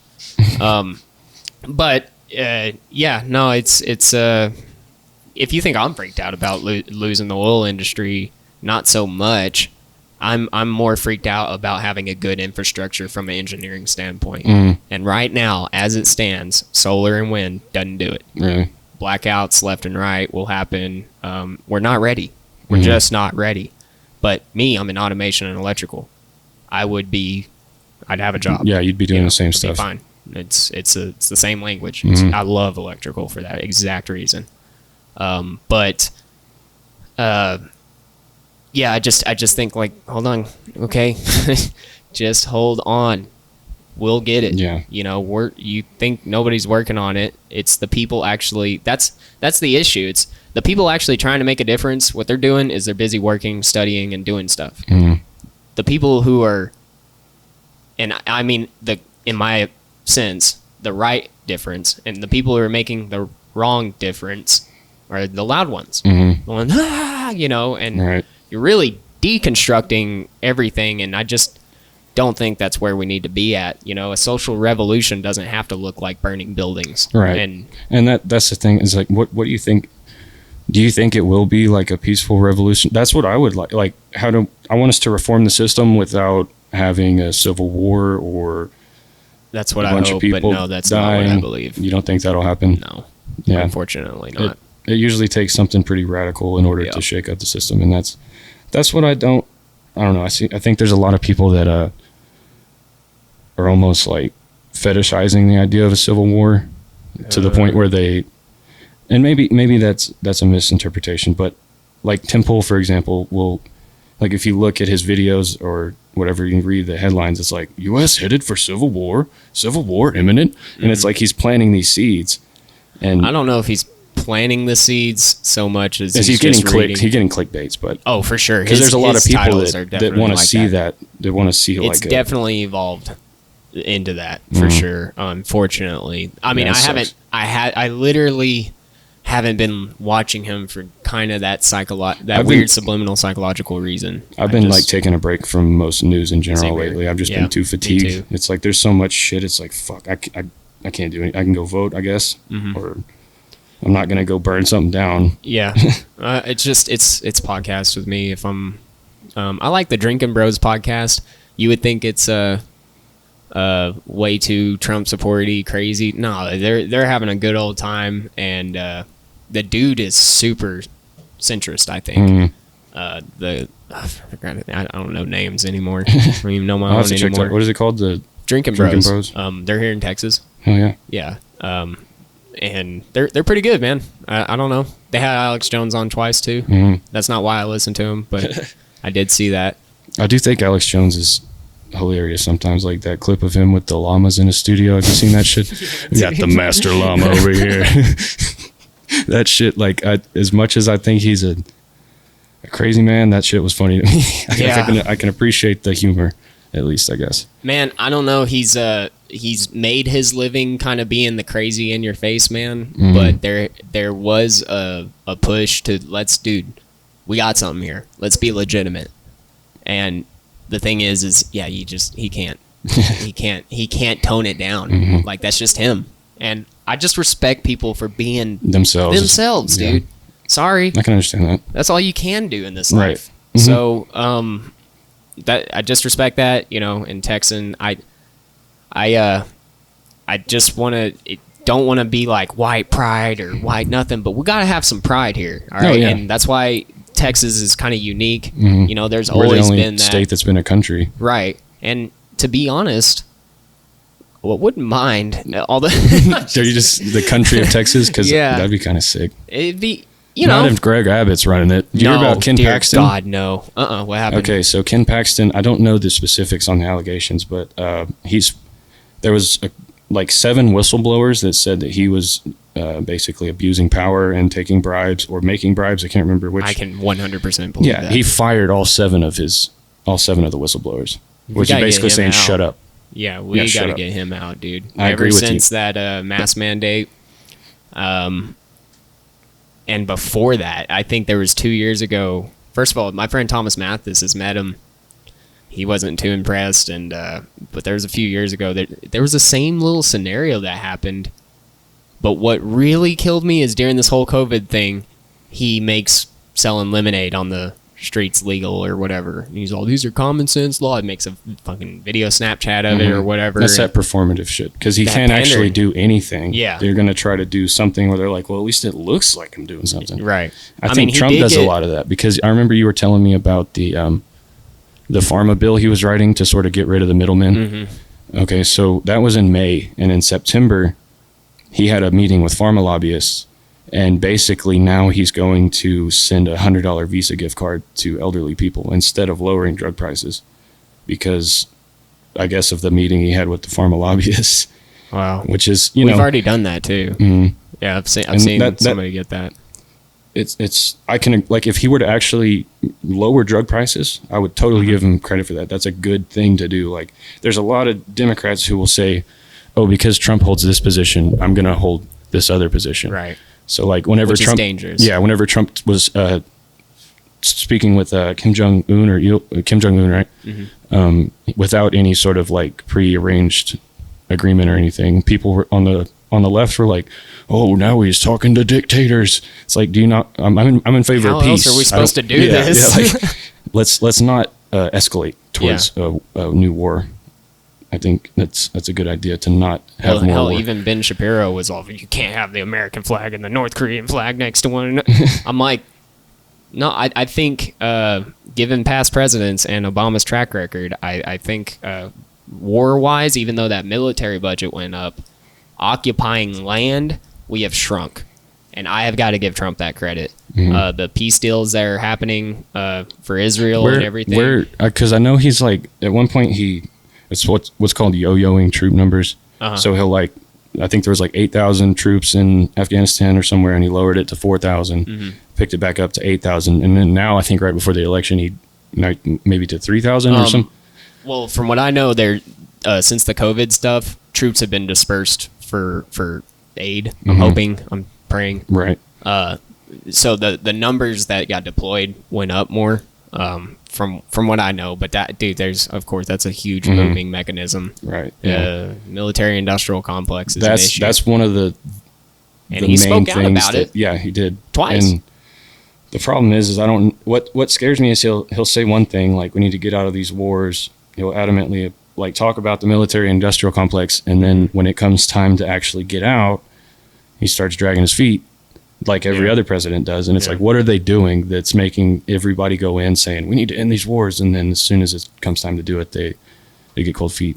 Well, I don't know what they're doing. Is it just a military industrial complex like whispering in their ear saying, no, it's actually better for the economy if we invade this country? Or he did have this interview with Tucker, but I watched the whole thing, and he did say, I try this crap, and they go, you know what, like, here's what we've stopped, or here's what we've prevented by being right here, and this, that, and the third. And look, the problem is, I don't think, and you may disagree, I don't think Trump's the authoritative dictator Nazi that the radical left likes to paint him out to be. Oh, yeah. I think given all these this COVID thing has shown people, he could have done some crazy shit. right. And he didn't. I'm glad that he's as inept as he is, because while I might joke around and call him Hitler or something, he's not. I don't think he has the wit to sort of usurp power in the way that he would need to like be an actual fascist. I think he's a fascist in the same way that he's a professional golfer, right? So he likes to play golf. He likes to have his little military parade and feel like he's a dictator. It's sort of a way of inflating his own ego, I guess. I don't know. Military parade, like. Well, didn't he have like a parade with I don't know if it was tanks or like Humvees or something. I thought I saw a video of that. I don't know. It was a long time ago, and I think he only had one of them. But I think that's why he gets called like a fascist and stuff, is because he likes to have these shows of force and look like, Hey, man, the thing is that is what we need, though. I mean, maybe not coming from Donald Trump, but show of force for like, we're not laying down anymore. Okay, we're gonna take this fighting. We're gonna be cocky, and that's just Trump. But like, you kind of had to bring in the dickhead to get that pendulum back, right? And I just think it's needed. I don't think it's good per se, but I think it's just kind of, it seems needed. So I'm more of the FDR. I think is the one that said, "Walk softly but carry a big stick." Is that FDR? I might be misquoting that. I like that. But yeah, that's how I feel. Like we don't necessarily have to draw an analogy to sort of the people that go to the protests with all their tactical gear, and they're sort of like trying to appear as like strong and militant. And I think it's a lot of the same thing, where it's more of like you're trying to appear as a certain way. Which is basic war psychology, and sometimes it de-escalates. Sometimes it's like, hey, we're going to show you we ain't playing this game. Now, I don't know if you've heard, the open carry West Texas came down to Odessa again and loaded that parking lot with guns and bars at that bar. Same bar. And nobody got shot. Nothing happened. Right. And that happens a lot. And that's not to say like that I have a problem necessarily with anybody who carries a gun into protest. I just think it sends a weird message. Well, I didn't go. Right. No. Yeah, and for that reason, because it's the way. Once you go out in public with a gun, you're climbing up a rung on the ladder of escalation. So that some people can do that and are responsible enough to keep a cool head. I think it's a lot of times it's a LARPing type of thing where they want to feel like they're a Call of Duty soldier. Yeah. So they put on their cool gear or whatever, which is fine. You have the right to do that. I don't have a problem with it. Just don't fucking shoot anybody. Yeah. And it's a weird time to want to do it when we're talking about civil rights for black people. Now you want to come out and protest against them because we've equated Black Lives Matter with Antifa and all this. Are you maybe talking about the Kyle Rittenhouse incident? Well, partially, yeah. But so like, and that I don't know 100% what happened. I haven't seen the first person he shot. I don't know if he was in self-defense or not, because I couldn't see. I think it was video. Pretty blatant self-defense. But I have watched a lot of stuff on this. And I don't. He was asked to go there, I don't think he should have went. I I don't think he should have gone either. I Yeah. think that's what kills the self-defense argument. If he was in his own hometown, maybe like on his block, Yeah. and there was Antifa people throwing shit at his house, that might be a Yeah. different story. But you're underage, you cross state lines with a firearm you're not even supposed to have. That sort of like cancels out any argument you might have for using self-defense. Does that make sense? Right. Like in a court of law, I mean. Right. I think there's a couple other legal things that might have happened. Like, I don't think he did cross a state line. He drove 20 minutes. He lives in Illinois. He drove to Kenosha, Washington. Okay. So it's not like he drove 6 hours, but he's still, Right. which it is, I think, a felony to cross state lines with an illegal firearm. Or I'm not sure exactly. Which you should. That's fine, but I think the killing was a self-defense thing. I mean, they were And going to that attack may be him true and- because, like I said, I don't know what was happening. But again, I think like if you go to another place with a gun, Yeah. you have to realize that you're taking like a higher level of responsibility if Right. you're going to be the one holding a gun. I don't know if he was being completely responsible 100%. I can't say one way or another, because I haven't. The video I saw, when he shot somebody, there was a car that was obstructing. So I couldn't see like if somebody was throwing something at him or 2 people had a gun on them as well. the guys that chased him. Yeah. Okay, so One that guy had a pistol and he raised it. That I was saw the dude that part. got blown off. The first guy, there was a new video. He had a gun. The guy that got he didn't die because he got shot in the head, by the way. He got grazed. He died because I think he got like shot like right around his dick or something like that and bled out, which is way That's and a bad everybody way to was go. like on his head and trying to. The thing is the brass tacks of it is he got called there. The businesses were freaked out because we're in such a chaotic period. Police are not going to show up. I mean, we have seen this over and over. They've been asked to stand down. LA, New York, you fucking name it. They're standing down as a de-escalation tactic, so they say.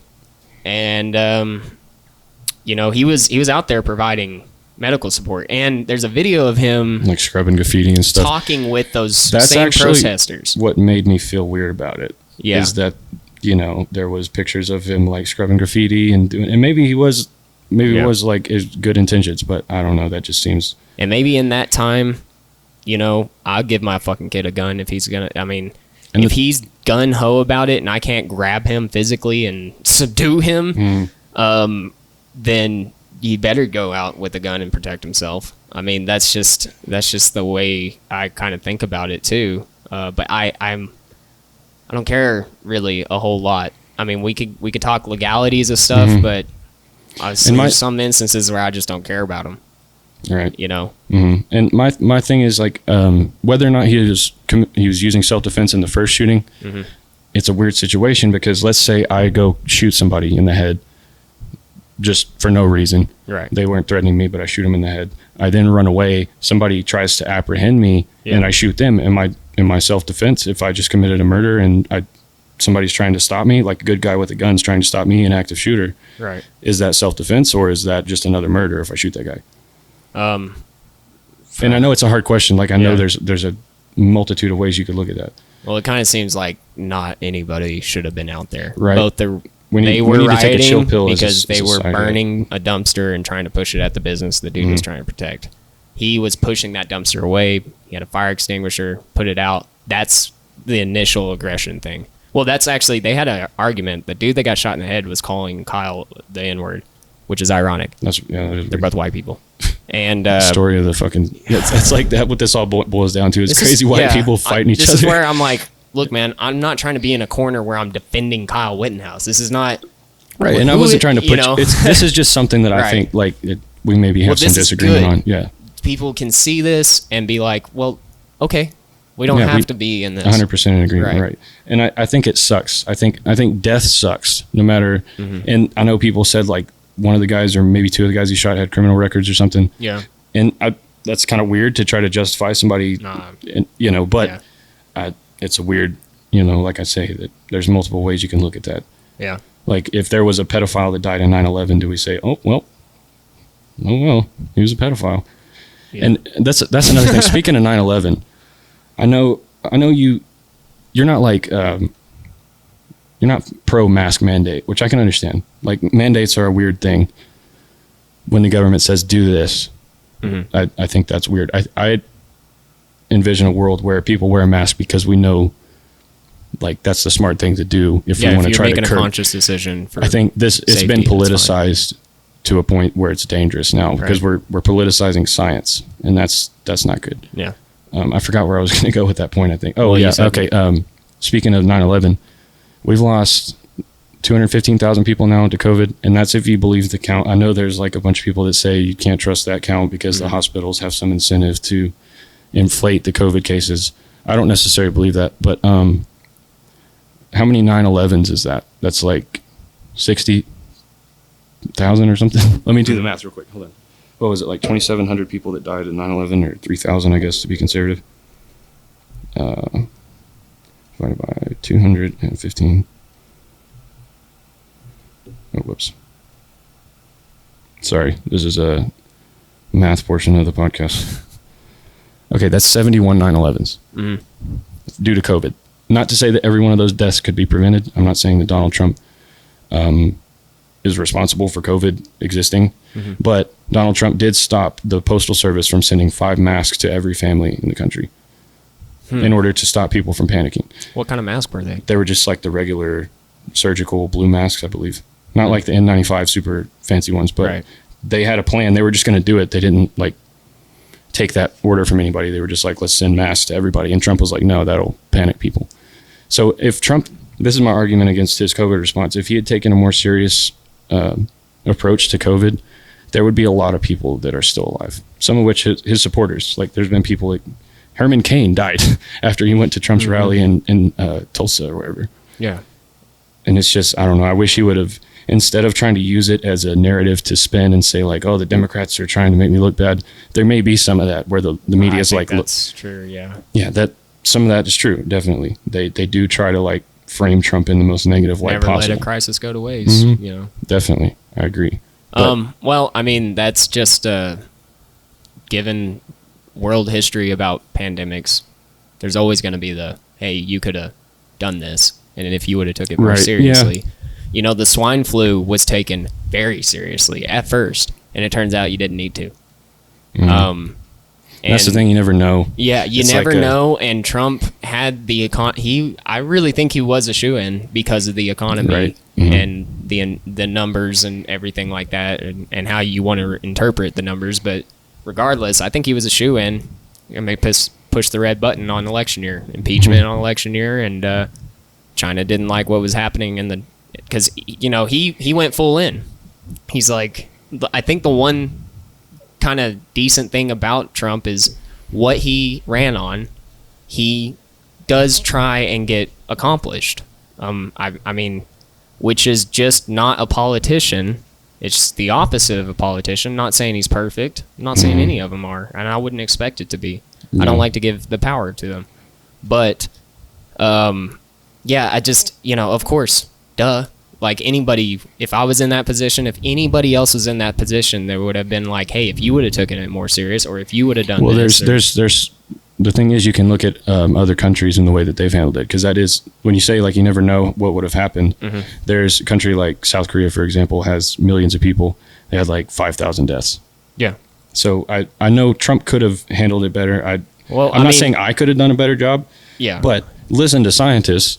Whatever they say, like, it's not about panic. He had like a T-ball set up to knock this out of the park. He had a chance to show that he was a good leader, and look where we're at right now. I don't know, man. The CDC was fucking hella drained from previous administrations. Well, he actually cut the CDC even more, after he got in office, which did not help. I'm just saying, I'm not going to say this is true, okay? But I've heard it's because he kind of seen this coming. Really? Yeah, and he was trying to punish the CDC. Okay, that's just what I've heard. Outcome comes from that, though. Wouldn't you want to? Obviously, not a whole lot. And even if you wanted to like get everybody out and put his own people in the CDC, which is basically what he's done, he didn't do it before. We needed, you know, the response. So, and yeah, they were talking about how the stocks were diminished for masks and things from the Obama administration. Like that may be true. You know, I'm not going to defend Obama. I don't. You know, I've already said, I don't. Yeah. Don't enjoy him very much. If you know, if you start from negative, it's hard to get to zero. And then once you get to zero, you think it's a fucking groundbreaking achievement, everybody else is like, Nope. but the pandemic's a tricky thing. I don't think Trump should at all be like blamed like that. Sure, Right. there's plenty of things that I guess the right side needs to be like, yeah, you should have done this better. Next motherfucker, Yeah. next guy in, or next time, don't do that again, or Yeah. we will whoop some ass or something, or that's perfectly fine with Right. me. This pandemic's unfair, man. I think it's way more elitist.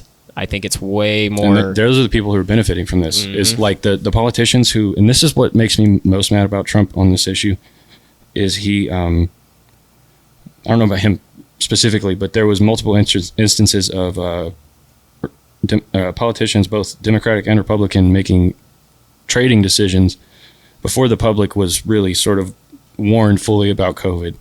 So while Trump was sitting there saying it's just a flu, it's going to go away by Easter, all these politicians and investors were getting told, hey, sell everything and buy stocks that would do well in a pandemic. So yes, you're right. The elitists are they're I just getting think it's smart because I did too. well, and yeah, I mean that's I really did. if you see it coming, that's one thing. Yeah. But it's my problem is when you're telling the public an entirely different thing to Right. try to stave off the stock market Well, crash. you which know who saw it they were coming? burning $1 trillion of money a day into the Yeah. market for quantitative easing, which is like that's just like throwing money in a furnace, Right. basically. 'Cause Yeah. it's just going to go to rich people who have so much money they're never going to spend it. Yeah, So I don't want that to happen at all. So I don't. I'm not cool that's with just that. one thing I think Trump could have done better. But I'll quit railing against him because That's I just dude, real. That's fine. I mean, dude, he's listening, so he's gonna. clearly, Mr. President. you're gonna do it right. No, I just and another thing I'd like to add. I think this is a very good point about the pandemic. You go ahead and try and tell a bunch of Americans to fucking mask up, and you tell me, lock down, and Right, we're very like bravado. We're like, not North Koreans.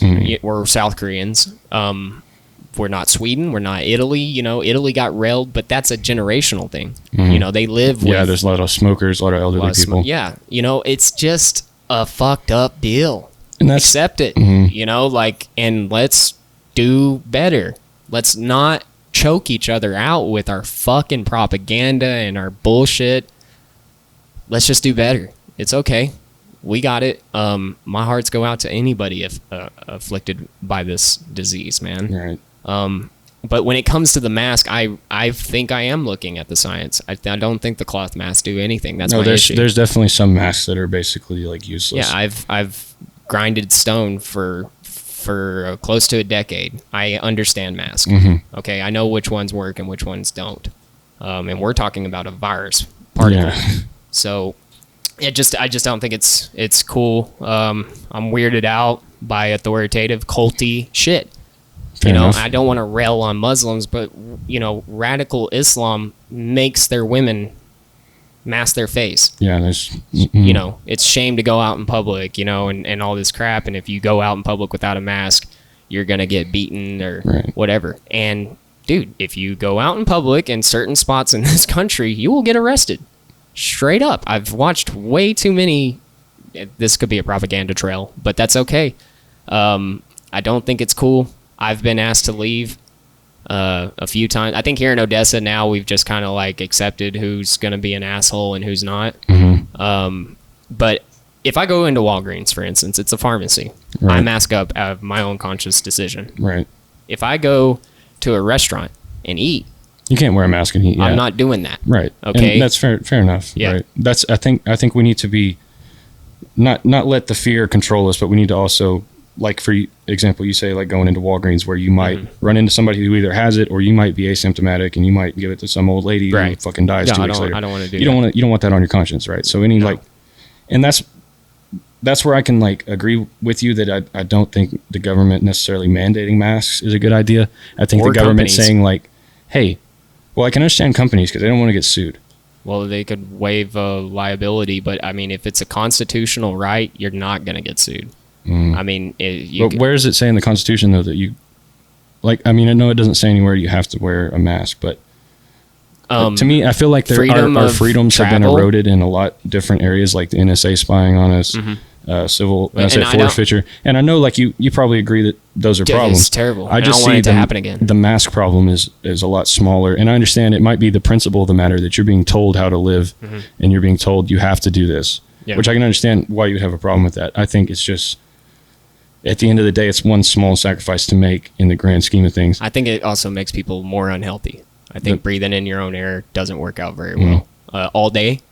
Like if you're going in for a sec, coming out, that makes sense. Yeah, But that if might be. you're- I don't know. I haven't seen any like empirical data on that, so I'm not sure. I've lived it. I couldn't man. say either way. Yeah, you get lightheaded. Yeah, I know like wearing a mask is not comfortable. No, well, you're not even supplied air. You're not supposed to be in that more than 30 minutes. Not really. Yeah, it's an OSHA law. I mean, you don't do it. You do get lightheaded. You really are breathing your own air. That when you go down in a plane and you start getting yourself high with the brown bags, that's what you're doing. You get dizzy, lightheaded, and you really do block your airflow, and you're breathing your own stuff. And again, who's being the real OCD? Because I'm a germaphobe, bro.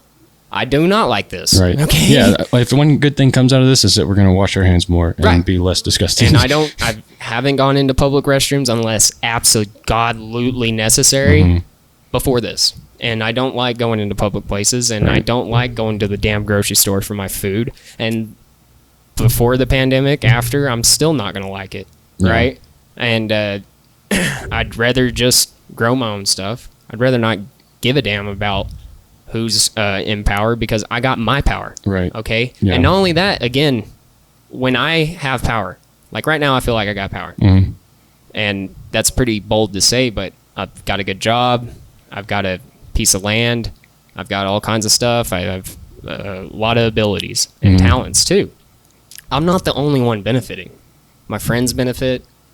My wife, family benefit. There's a huge branch of people that benefit. And to me, that's the beautiful thing about empowering individuals. Black, white, Asian. I don't Right. care. Okay? If there are laws that are fucking not empowering individuals, especially by race, let's lynch some motherfuckers for sure, because this isn't cool. This is not cool anymore. I agree. It never was. You said it yourself, man. This is a 70 times bigger 9/11 death count, and it's probably going to keep going. So for me to expect a government lockdown or government And authoritative, lockdown won't do shit now. It's too Right. late. That lockdown is for like the very beginning, which if we had a lockdown, I don't know when. I'm not going to pretend like I'm a doctor or that I could have done a better job on this. But I mean, the idea of a lockdown is before everybody gets it, Yeah. you isolate so you can, treat those cases and just let it die out basically before it transfers Which- to somebody else. Trump was told in January or whenever that's what he thought he had. Then he immediately got news that this is probably everywhere already. And I'm going to tell you right now, I think it's been out. Oh for yeah, a my year. dad was sick in November, like really sick. Yeah, I think it's been out for a year minimum. This is only the numbers only make sense if that's the case, right? If this just got here in January, no, that's just when we Or in identified March, it. yeah. Right. March is like whenever we started taking it seriously. Right.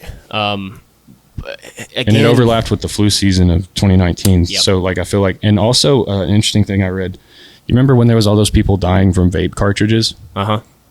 That was like around right before all this started. Right. So I don't know if there was any Yeah, sort of it's like a overlap. respiratory thing. I hate to like the conspiracy theory that COVID's a bioweapon is not one that I subscribe to, but I recognize the possibility of that. Yeah. Like what if you were just, making fake weed carts in China and just put in some virus or anywhere. I mean, there's a military lab at Fort Detrick in I don't know where it's from. I'm not even going to try to guess. I thought it was in here. Was it in Texas. Texas? It might be. Was it the article you sent me? Mhm. Yeah, I think Where it was. they had a breach back Yeah. in like June of 2019, which I think there was also, I watched the documentary. I was kind of drunk when I watched it, so I don't remember all the specifics, but it was talking about something about Fort Detrick and Lyme disease, and they manufactured it and spread it Yeah. to Cambodia or somewhere. I don't remember. Syphilis. Was it? Well, we did not syphilis. I'm sorry, that's a way older one. Chlamydia. We did some weird stuff in Central America too, and just gave it to poor people to mess around.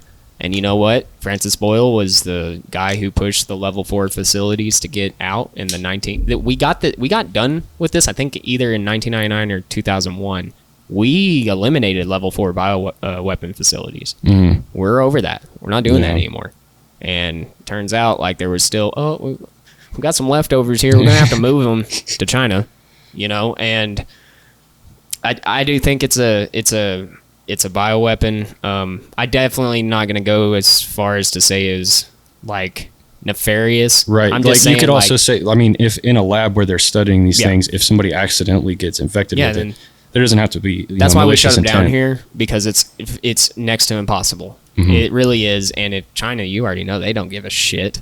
Like the wet markets. Okay, I'm not saying that's where it came from. I'm saying like they have wet markets, so they don't care about hygiene, clearly. So that might be a weird way to look at it, but I'm just saying I wouldn't expect, and I wouldn't hope anybody to expect me to trust China to be safe during 11/4 bioweapon facility, nor do I trust Americans to do it either. Right? So like we should have got rid of all of them, and that's the weird thing about the climate change thing as well.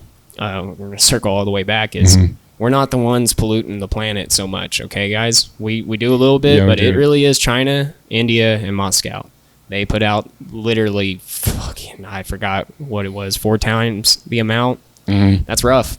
So but we the can problem do all is this. It could be American industry in other countries, because we also like to ship our jobs overseas where it's cheaper to hire people to work. So even if that company is in, China or India, it could be an American company that's doing a lot of that pollution. I'll give you that. Yeah, I mean, that just because it happens somewhere else doesn't mean Americans aren't making money and polluting at the same time. Well, I even have a old article. I don't know how much true it is, but I even read that that's because we got new technology and we sold all our old technology to China so they can industrialize more. And now we have no manufacturing and no jobs here. Right. So it's kind of messed up either way it goes, but I'm sorry, like it's just the same thing with guns. I don't want any more gun deaths than you do. Right. Let's get rid of our guns. No. Government first. Right, exactly. Okay? We're already at a disadvantage. Yeah. Like the government has drones, they got tanks. Yep. AI. You cannot take our guns because but at the same time we're fucked anyway. Like if the government wants to kill us all, they can do so pretty easily. Yeah. But I only think that's going to work with AI. I think that's the final piece of the puzzle. I think, I'm going to lean towards they're not going to come down and start killing Americans, right? Our military isn't going to come down at wholesale and kill Americans. We've already seen it. I mean, the Coast Guard came down to New York at the Black Lives Matter thing, and they kneeled, right? And there's a lot of troops that wouldn't follow an order to fire on. Right, that's what I'm saying. And I think even in World War I, in the trenches, generals had to point guns at their soldiers to fire on the enemy because we're not built to kill one another, right? Not so much. There's a few. Yeah, I know psychos, but at wholesale, I don't think we are. And I agree with without that. AI. Like maybe chipping our soldiers or fucking. That's a slippery slope, though. Right. Because, that's like, I don't know, that AI shit mixed with the military industrial complex. And they're like 10, 15 years, however many years ahead of us in technology. That's the issue. There might already be shit like that going on that we don't even know about. That's scary, though. Like chipping soldiers.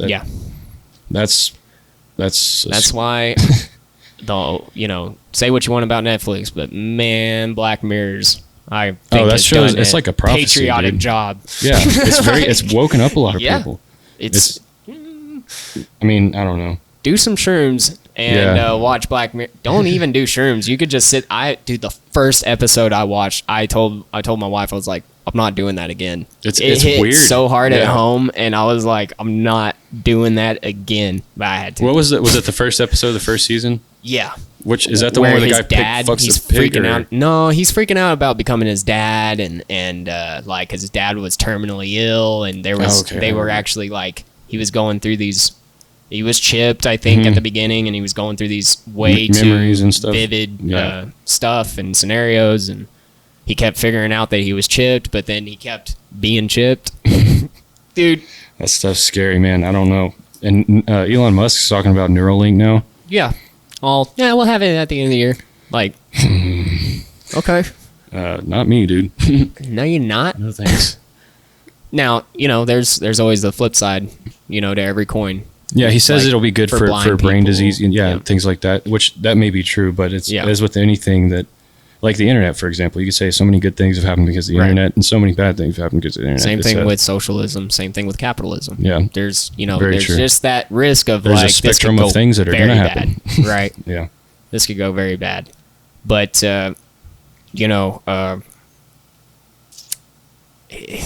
it's a tough way to be in, but I am glad we're here.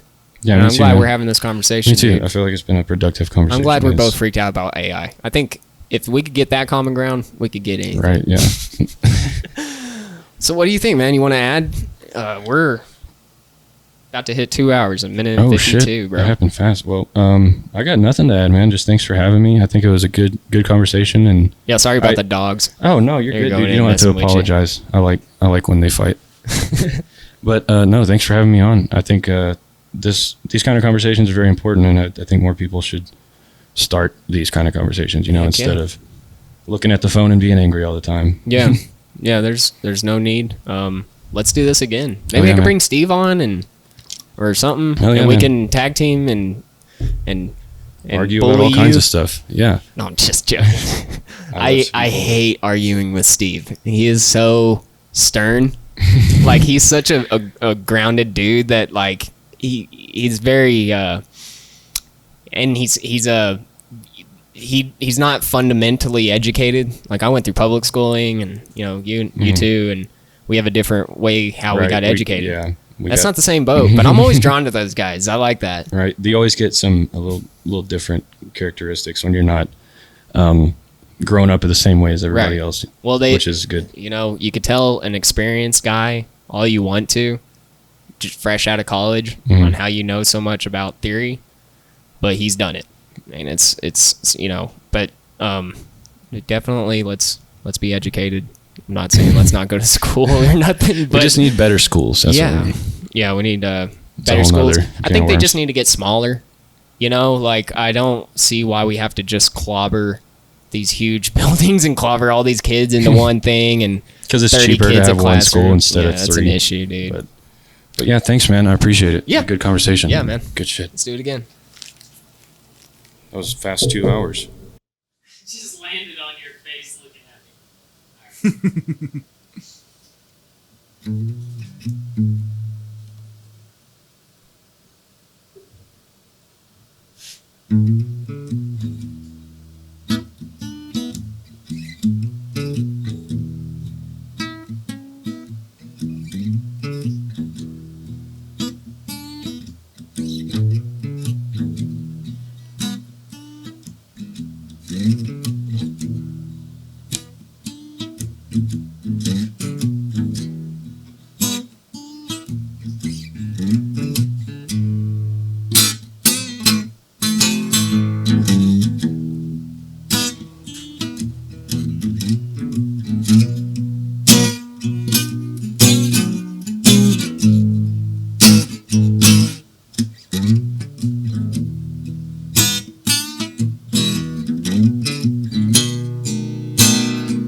I got the quarantine blues. Got the quarantine blues. If you ain't got 'em by now, well, I'm sure you're gonna have 'em soon.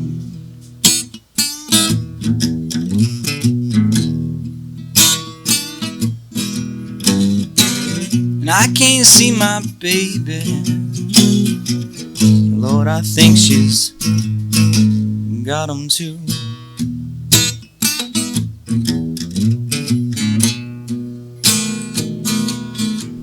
Well, you can't go outside, and don't you breathe the air. Most of you people sitting at home, and I don't think you really care, 'cause you got the quarantine blues. Anything you can't do, the government can do for you.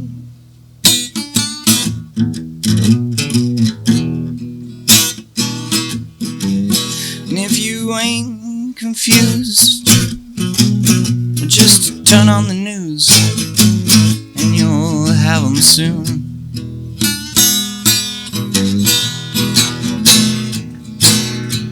I got the quarantine blues. I got the quarantine blues.